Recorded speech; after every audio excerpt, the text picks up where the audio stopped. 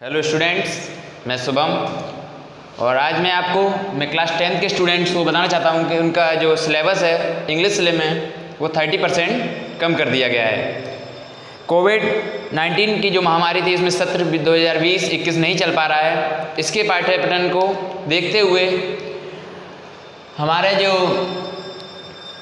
Board है उसने एक 30% कोर्स कम करने का एक निर्णय लिया है, जिसमें आपके जो क्लास 10 के स्टूडेंट हैं उनके लिए एक बहुत अच्छी खुशखबरी है। और बता दूं आपके इस कोर्स में क्या क्या है और क्या नहीं है, इसके बारे में आपको जानकारी देना चाहता हूं। ठीक है, तो देखिए, सबसे पहले मैं आपको बताऊंगा कि आपका जो प्रोज है उसमें क्या हटाया गया है और क्या नहीं हटाया गया है। पहले आपको बताऊँगा जो है सिलेबस उसमें। ठीक है, तो आपको बात करते हैं प्रोज।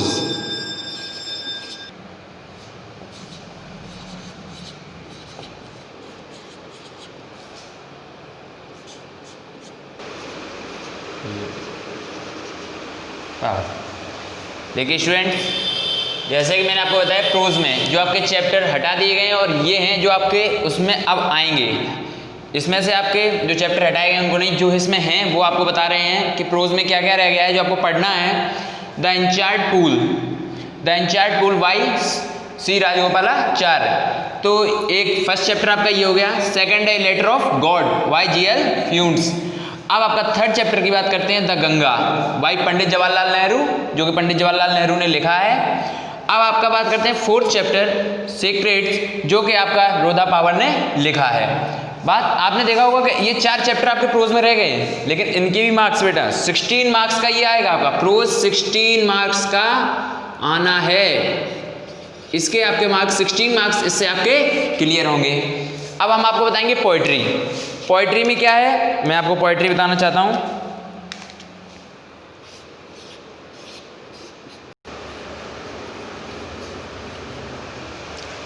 ओके स्टूडेंट्स, अब मैं आपको बताऊंगा पोइट्री में जो आपके चैप्टर रह गए हैं उनसे बात करता हूं। The fountain by James Russell lower.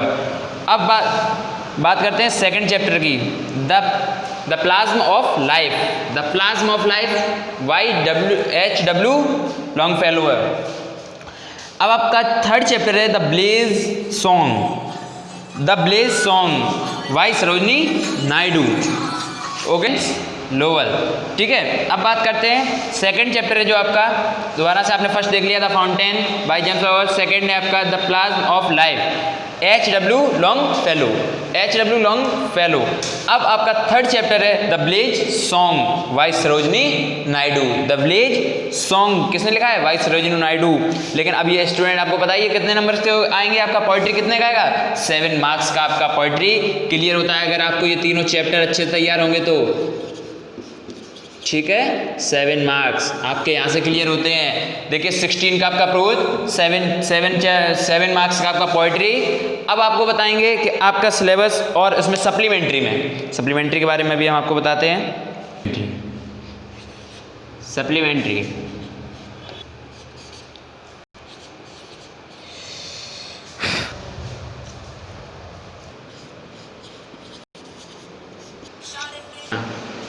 ठीक है स्टूडेंट्स, ये आपकी सप्लीमेंट्री रीडर्स। इसमें इसके आपके 2 टाइप होते हैं, 2 चैप्टर हैं। पहला है द इन्वेंटर हु केप्ट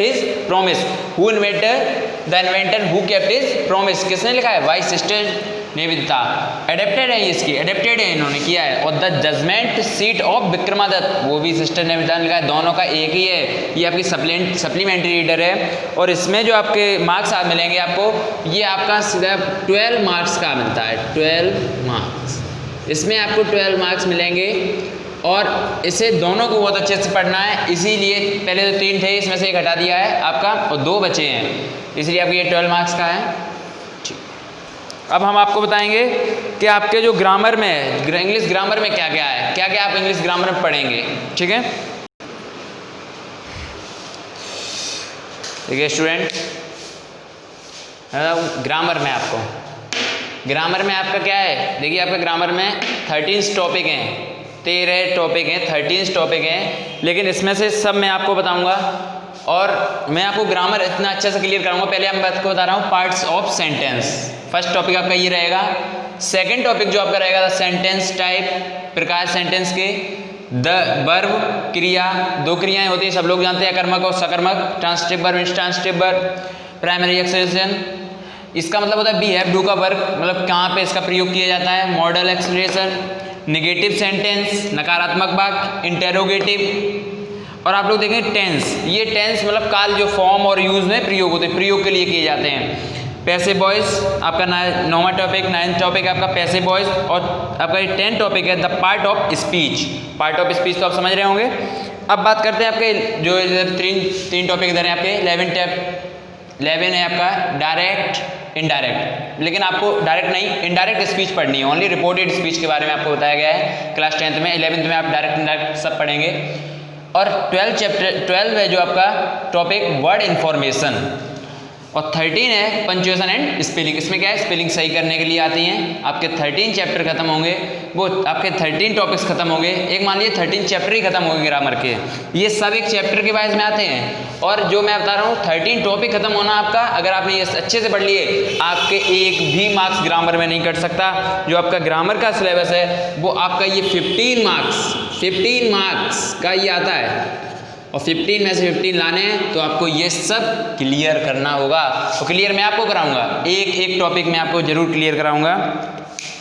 अब बात करते हैं आपके जो ट्रांसलेशन है। यहीं पे आप देख लीजिए कि ट्रांसलेशन आता है, जो आप देख लेंगे यहाँ पे मैं लिख दे रहा हूँ ट्रांसलेशन। ठीक है, ट्रांसलेशन ये ट्रांसलेशन है आपको 4 नंबर का इसमें आता है, 4 मार्क्स का आता है। इसमें आपको क्या करना होता है, बस इसमें आपको हिंदी टू इंग्लिश में चेंज करना होता है। जैसे ट्रांसलेशन आप लोग पढ़े होंगे, ये आपका 4 मार्क्स का आता है, समझ गए ना।